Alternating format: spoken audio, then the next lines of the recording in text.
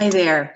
Well, I had to split the 7.1 and 7.2 because YouTube wouldn't let me upload such a long video. So now what we're going to do now is I'm going to continue with 7.1, the end of 7.1, and we're going to talk about asymptotes and how to find them and what they are.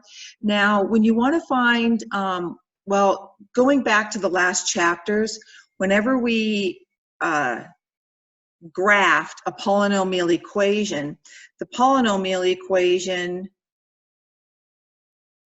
maybe even something like this, we know that the highest power is an even power, but it was always smooth, and there weren't any breaks in these polynomials when you graph them.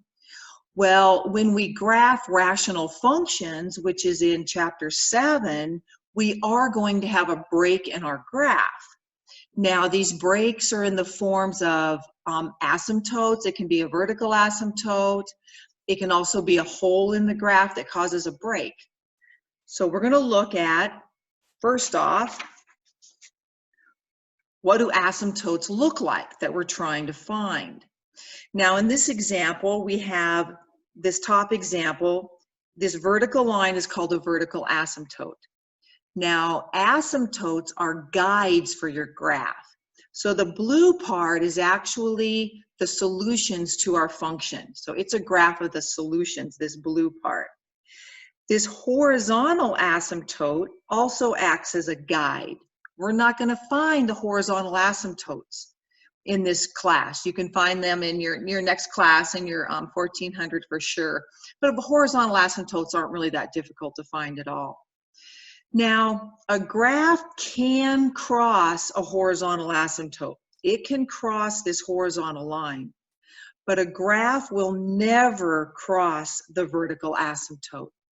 And the vertical asymptote is what we're going to be finding in this last part of 7.1, is how do you find the vertical asymptote?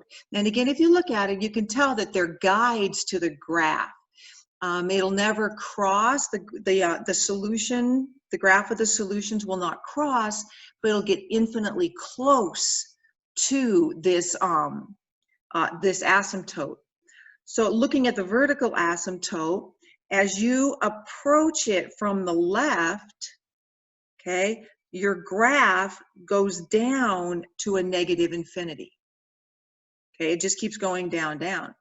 Now, if you approach the horizontal, the vertical asymptote from the right, as you get closer and closer from the right, then it goes up to positive infinity. It just keeps getting bigger and bigger, but it'll never touch the vertical asymptote. It'll just keep going up higher and higher and get closer and closer to that vertical asymptote. All right. Now, all we're going to concentrate on, not so much the graphing or the negative infinity and the positive infinity. You can do that later. We're just going to look at finding these vertical asymptotes. Sometimes in this example, there's one vertical asymptote. There can be a couple of vertical asymptotes. You see, you have the horizontal asymptote and you have these two verticals. But notice how these asymptotes are guides. And again, even though it kind of looks like this one's going to cross this horizontal, it doesn't. It just kind of gets closer and closer, even though it could cross the horizontal. And again, these other ones are going to get they're going to get extremely close to these vertical asymptotes, but they will not touch, or will they cross? All right. These right here, as you approach this asymptote from the right, this graph is going up to positive infinity. And as you approach this same asymptote, as you go from the left side, the graph is going down. We don't have arrows, but it will keep going down, a negative infinity. So you can kind of see what they're approaching, what the range is, by looking at the graphs. So let's go ahead and let's go through some examples about how to find the vertical asymptotes. And also, there are times where we could have a hole in the graph rather than a vertical asymptote. It's an undefined point, but yet it's not a vertical asymptote. And we'll look to see what's the difference. How do you tell the difference between a hole in a graph or a vertical asymptote in a graph? So what we're going to do is I'm going to go through an example that you don't have in your notes to begin with.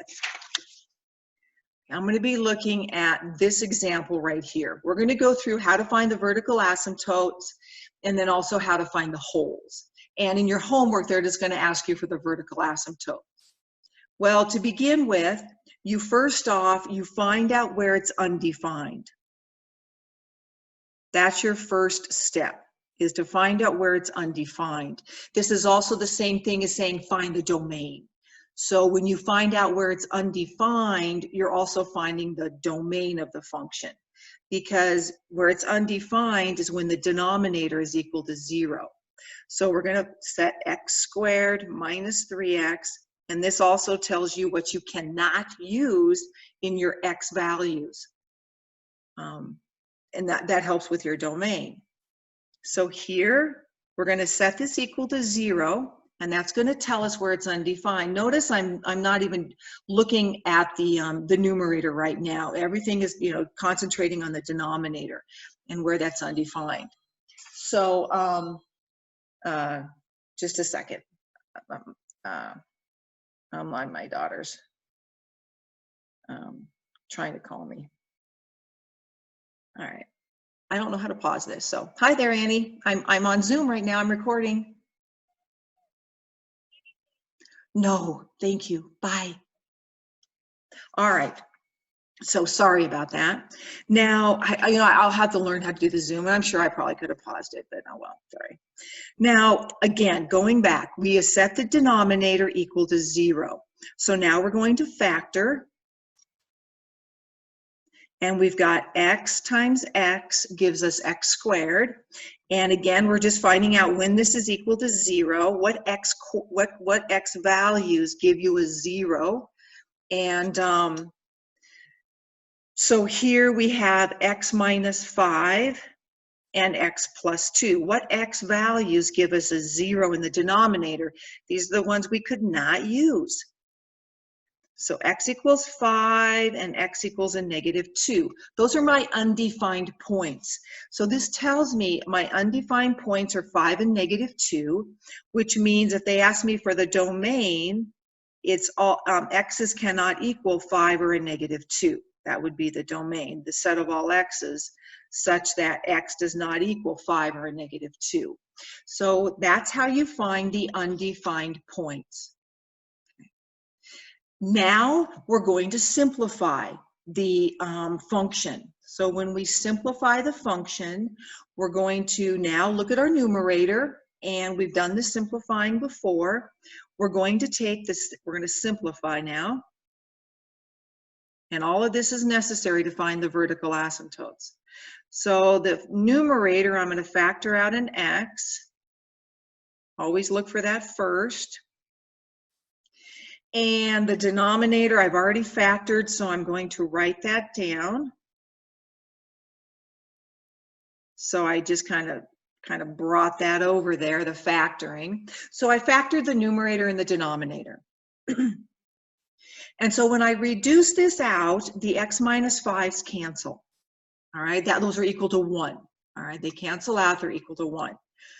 And we end up with a 7 over x plus 2.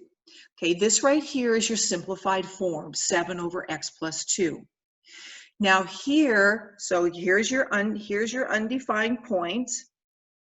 Here it's simplified, and now we're going to look for the asymptotes. Now, the asymptotes will occur at 5, a -2, or maybe neither one of those or both of those. To determine is 5, x equal 5 an asymptote? Is x equals a -2 an asymptote? Well, go up to the simplified and see which one of these is still in the equation. And it's this x equals a -2 is still here because x plus 2 cannot equal 0, so x cannot equal a -2. Because it did not cancel out, that is your asymptote. Because it did not cancel out. If it canceled out, This one canceled out, the x minus 5, this 5 from that canceled out.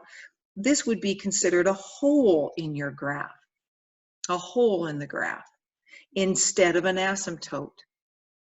Now, if you look at this asymptote, the asymptote is written as an equation. Because if you go back and you look at our pictures of asymptotes, asymptotes are vertical lines. We can go to this one right here. Asymptotes are vertical lines. Vertical lines have the equation x equals something. That goes clear back to chapter 3. So here, this asymptote, the equation is x equals 1 because it goes through the x-axis. That's the equation of that asymptote. The equation of this asymptote is x equals a negative 1. So in this case, these are the equations. A vertical asymptote is a line. Lines have equations. Vertical lines are x equals something. And again, they're undefined slopes as well. Oh, up here, if you look, well, that one doesn't have a picture of it. So if we were to graph this, which you do not have to do, you can stop here, x equals a negative 2. And we'll go through a couple more examples. But again, if it doesn't cancel out, that section where you got this here, if it doesn't cancel out, then that's the asymptote. If we were to graph this function, let's see. What do I mean by it? Like that hole there? Okay, I have a vertical asymptote at a negative 2. So I go to a negative 2 and I draw my dashed line. This one also has a horizontal asymptote, and it's the x-axis. So, which you don't have to know how to do. Now then, when I graph this function, it's in parts. Now, if you look at the, like our polynomials from the last chapter, those were all smooth, but this one's in part, and part of your solutions are found over here. Now, this is just a sketch. And part of the solutions are found over here. And again, see, I'm using that asymptotes as guides.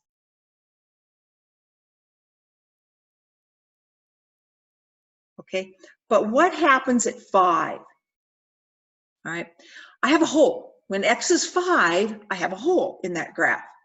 Well, what you'll do is you go up to the reduced, because I want to know the point here. So I put 5 into here, and I get 7 over 7, which is 0.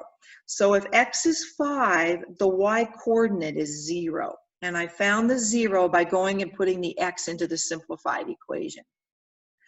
Oh, excuse me, not x equals 0, x equals 1. Sorry about that. X equals 1.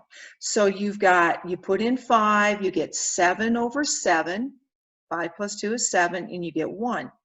So I'm going to go to the point 5, 1, and it would be undefined. So here, I go to the point 5, 1. This is the point 5, 1, and there's a little open spot, a little hole, which means it's not included. Okay. But that's how you tell if it's between a hole or an asymptote in the graph. Well, let's go ahead and let's go through another example that you have that I sent you. It's the continuation. Okay, so vertical asymptote. I have this function right here. I know it has a vertical asymptote at a negative 5/2, but let's go through how they found that vertical asymptote. Again, you first step, find where it's undefined. So I would like for you to find where it's undefined, and this helps you find the domain. So we're going to have 2t plus 5. This is also how I would find the domain. 2t equals a negative 5. T is a negative 5/2, or negative 2.5. Sometimes it's easier to graph as a decimal, but it is as an improper fraction. Now, is this a vertical asymptote? Is it a hole? Well, we're going to simplify. So we're going to simplify the equation now. In order to do that, we'll factor the numerator, and I'm going to take out a t because both terms have a t. And I will factor the denominator if possible, but there is no factoring that you can do in the denominator. So now what I'm doing, I'm going to write this simplify. So I'm simplifying it now. Now you see if you can cancel. Well, nothing cancels, which means that the 2t plus 5 stays, which means this is an asymptote.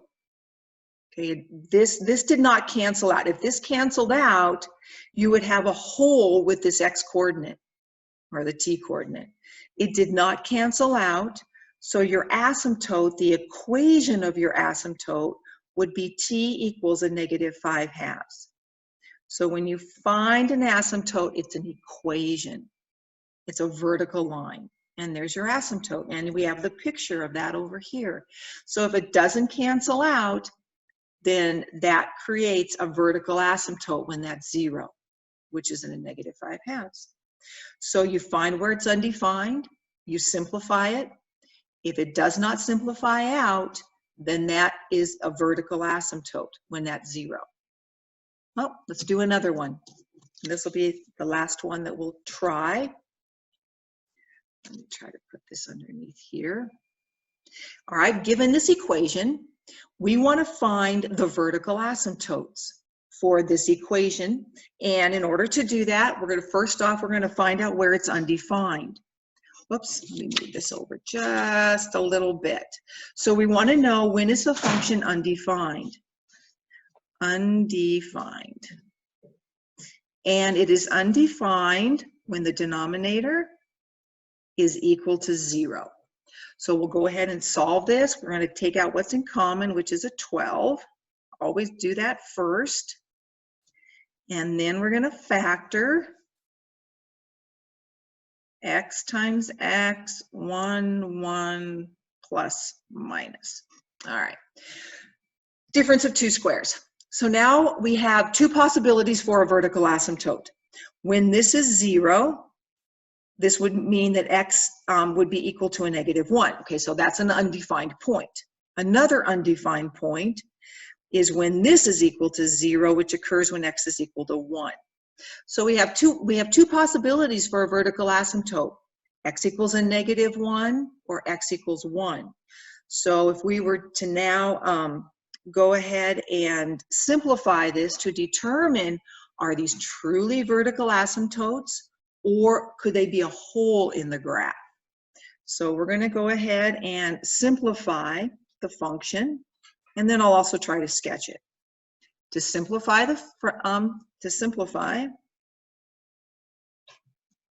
we're going to factor the numerator. So we're going to take out a 3, and we're going to end up with x squared plus 2x minus 1. And then continuing on with the simplification, we're going to factor what was left in the numerator. I'm hoping that you guys are pretty good at, let's see. Oh, sorry, about to say, it can't be factored. I forgot a 3 right there. So we have a 3x. It's going in my mind how to factor that, and it wasn't working. All right, so now we've got 3x times x gives you 3x squared. And again, that 3 in front that I'd forgotten came because 3 times 3 is 9.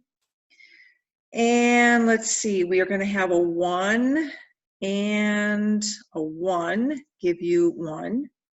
We want a positive and a minus. That will give us the positive 2x when we use the FOIL method. So we factored the numerator, took out a greatest common factor, and then used the trial and error method to finish it up. Now we've already done the denominator. And we already have the 12, because we took out the 12. And then we factor that, x minus 1, x plus 1. So now we're going to keep simplifying it. So we're not really finished simplifying. We're going to go ahead and cancel those. Those would give us a factor of 1, be 1. And then we're also going to reduce the 3 and the 12. So our simplified is 3x minus 1 over 4 times x minus 1. So that tells you which one of these gave you the vertical asymptote. So this one only has 1 vertical asymptote and not 2 vertical asymptotes. This one, because it canceled out in the simplification, this one is a hole in the graph somewhere. There would be a hole when the x coordinate is a -1, you could put it into here to find the y coordinate, and that you'd have a hole there. This one is your asymptote. And so your vertical asymptote occurs at this one because it's left. So your vertical asymptote is at x equals 1. And again, it's an equation of a line. X equals 1. So again, find out where they're undefined. Okay. Then simplify. And if it's left, it's an asymptote.